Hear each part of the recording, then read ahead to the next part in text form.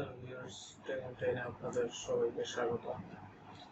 আমি আসলে অনেকদিন পরে আসলাম, প্রায় সপ্তাহখানেক পর আপনাদের সামনে আসলাম, বিকজ আমি সিক ছিলাম। তো আজকে আসলে যে টপিকটা নিয়ে কথা বলবো সেটা হচ্ছে রিভার্স ইঞ্জিনিয়ারিং নিয়ে কথা বলবো। রিভার্স ইঞ্জিনিয়ারিংটা আসলে কি, রিভার্স ইঞ্জিনিয়ারিংটা কেন করা হয়, ইঞ্জিনিয়ারিং সাবজেক্টের মধ্যে রিভার্স ইঞ্জিনিয়ারিংটা আসলে খুব ইম্পর্টেন্ট একটা টপিক। যেমন অনেকে রিভার্স ইঞ্জিনিয়ারিং বলতে কি বুঝে, দেখেন রিভার্স ইঞ্জিনিয়ারিংটা সবচেয়ে বেশি ইউজ হয় হচ্ছে আমার কাছে মনে হয় সেটা হচ্ছে মিলিটারি সায়েন্স বা মিলিটারি টেকনোলজিতে রিভার্স ইঞ্জিনিয়ারিংটা সবচেয়ে বেশি ইউজ হয়।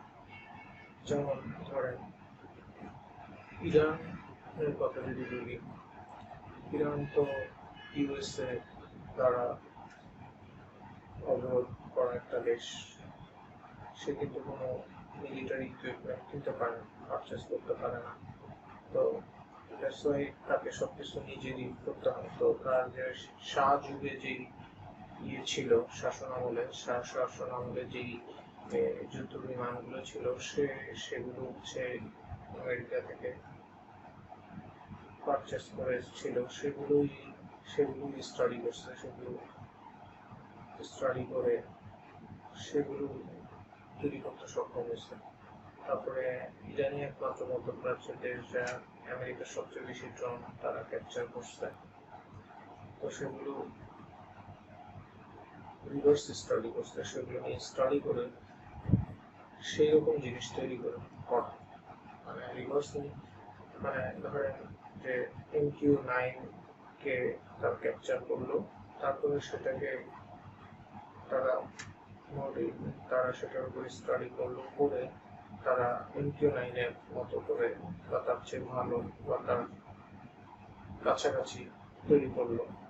তো সেটার নাম ইতিমধ্যে আপনারা দেখছেন, ইউটিউবে যারা সার্চ করেন, গাজা নামে ওদের একটা ড্রোন বের হয়েছে, যেটা কিনা MQ-9 এর মতো একদমই। তো এটা ওরা রিভার্স স্টাডি করছে, যে কোনো একটা প্রোডাক্ট আমি আপনাকে দিলাম, সেই প্রোডাক্টটা হচ্ছে আপনি অ্যানালাইসিস করে সেম ওই প্রোডাক্টটা কিভাবে বানায় সেটা আপনি বুঝে ফেললেন, বা সেই প্রোডাক্টটাকে আপনি আবার তৈরি করেন। এটাই হচ্ছে রিভার্স স্টাডি। তো রিভার্স স্টাডি করে আসলে ইরান অনেক মিলিটারি ইকুইপমেন্ট, যেমন পাওয়ার 373 যে আকাশ প্রতিরক্ষা ব্যবস্থার ইরানের রয়েছে, সেটাও কিন্তু রিভার্স স্টাডি করেই হয়েছে। যেমন আপনার রাশিয়ার S-300, 400, আমেরিকার ব্যাটারি ক্ষেপণাস্ত্র, এই জিনিসগুলোকে সব অ্যানালাইসিস করে কিন্তু ইরান এই পাওয়ার 373 করছে। তো এটা হচ্ছে আসলে রিভার্স স্টাডি, সেই জিনিস।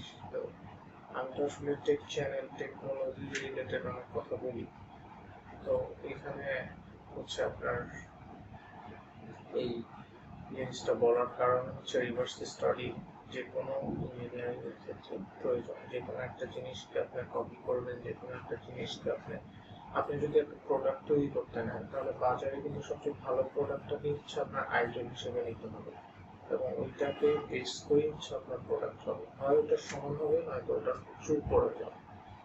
এই জন্য রিভার্স স্টাডিটা প্রয়োজন।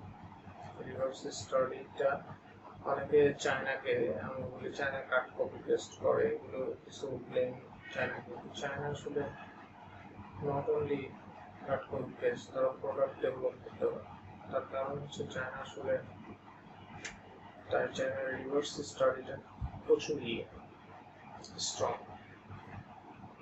এবং টুডে টুমরো চায়না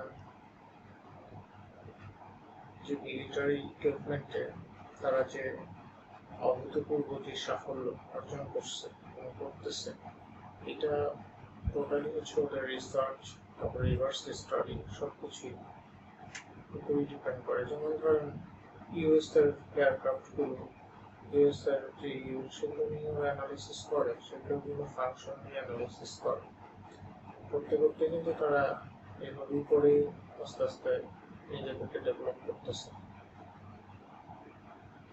তো আজকে এই পর্যন্তই, আশা করি আপনারা বুঝতে পারছেন যে রিভার্স স্টাডিটা কি, এবং রিভার্স স্টাডি নিয়ে ডিটেলস আরও বলবো আমি। ভালো লাগলে লাইক, শেয়ার এবং সাবস্ক্রাইব দিয়ে উৎসাহ দিবেন। Thank you.